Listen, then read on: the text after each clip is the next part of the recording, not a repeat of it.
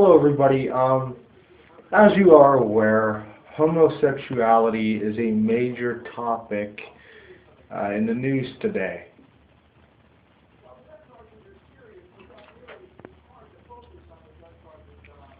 Now, why do you think homosexuality is in such a positive manner being displayed in the news today?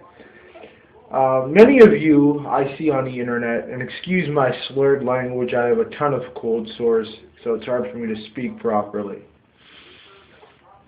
Now, as I was saying, many of you are questioning Edward Snowden's appearance on TV at all times and wondering why the mainstream media is giving him such a great deal of attention.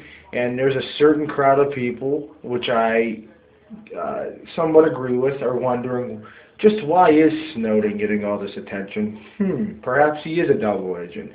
But the point I'm trying to make is, when the mainstream media focuses on something, especially in my mind, I ask myself, okay, why are they really paying this much attention to this kind of story? And it always makes me think like, oh, this is bullshit. Like, I just don't buy this. And that's what I'm trying to tell you today about homosexuality. The Illuminati, yes, the Illuminati, New World Order, global elites, whatever the fuck you want to call them, they want to shove this shit down our throats.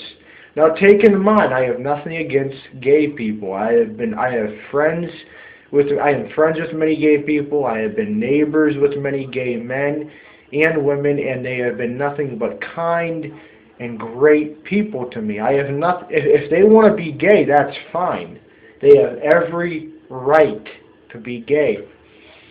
But I really do think that the Illuminati and the New World Order are trying to shove this homosexual viewpoint down our throats, and I'm going to explain to you why I think that after I just take this little swig here.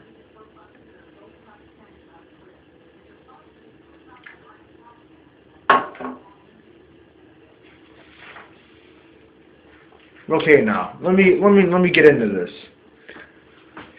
This is not homophobic. I'm not a homophobe.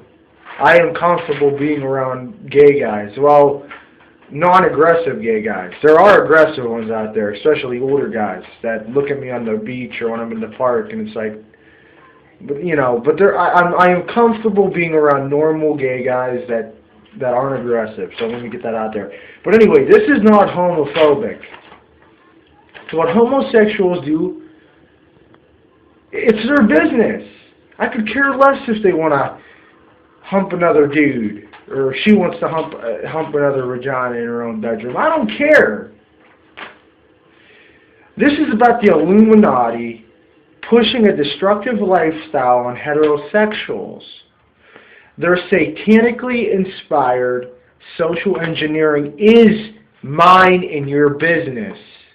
Okay?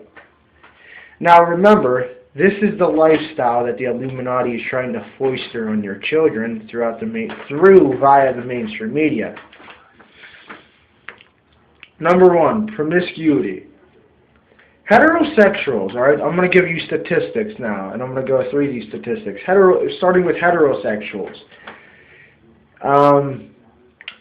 This information is based on two sources. One is based on a book called Comparing the Lifestyles of Homosexual Couples to Married Couples by Timothy Daly, PhD, and book number 2 called Homosexuality and the Politics of Truth by Jeffrey Satinover, MD. And if you want to look up these books so you know I'm not lying to you, I'll say them again. Comparing the Lifestyles of Homosexual Couples to Married Couples by Timothy Daly, and number 2, Homosexuality and the Politics of Truth by Jeffrey Satinover, Satinover. Now, let me get into this, okay? Oh, man, geez. Okay.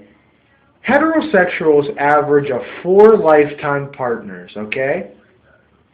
A national survey found that 77% of married men and 88% of married women had remained faithful to their marriage vows, okay? Now, moving on to male homosexuals. The average male homosexual has 50 lifetime partners and as many as hundreds of sex partners. Bell and Weinberg found that 43% of white male homosexuals have sex with 500 or more partners, with 28% had 1,000 or more sex partners throughout their lifetime. And let me repeat that. The average male homosexual has 50 lifetime partners and as many as hundreds of sex partners. It has been found out that 43% of white male homosexuals have had sex with 500 or more partners, with 28% had 1,000 or more sex partners. Most homosexual men understood sexual relations outside the relationship to be the norm and viewed adopting monogamous standards as an act of oppression. Let me repeat that. Most homosexual men understood sexual relations outside the relationship to be the norm and viewed adopting monogamous standards as an act of oppression. Now, let me go on to you, and I'm going to compare for you the duration of relationships between heterosexuals and homosexuals. Heterosexuals, starting with heterosexuals.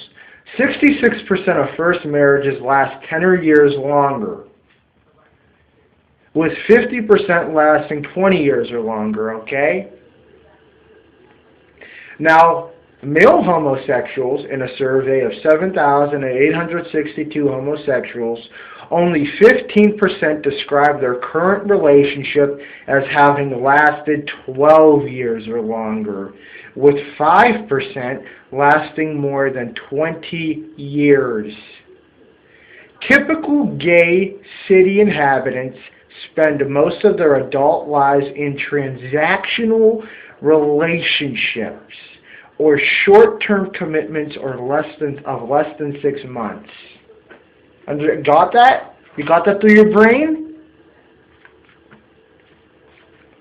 Now I'm going to compare for you heterosexuals and homosexuals when it comes to their level of commitment. Okay? Surprisingly, few homosexuals and lesbians choose to enter into legally recognized unions where such arrangements are available.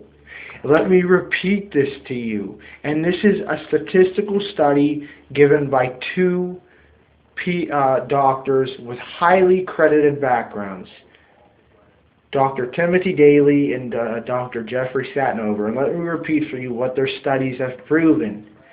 Surprisingly, few homosexuals and lesbians choose to enter into legally recognized unions where such arrangements are available.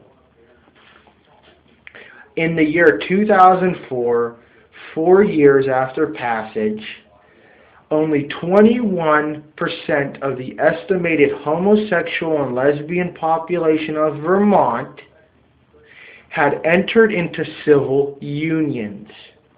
Put another way, 79% of homosexuals and lesbians in the state of Vermont chose not to enter into civil unions. By contrast, in Vermont, heterosexual married couples outnumber cohabiting couples by a margin of 7-to-1 per capita. Now, I only got 35 seconds, sir, because I guess I got to erase a bunch of shit on my SD card. But stay tuned for part 2. Got that? Stay tuned, because I'm going to give you the facts about homosexuality and what the Illuminati doesn't want you to know. So stay tuned. Come back for part 2. God bless.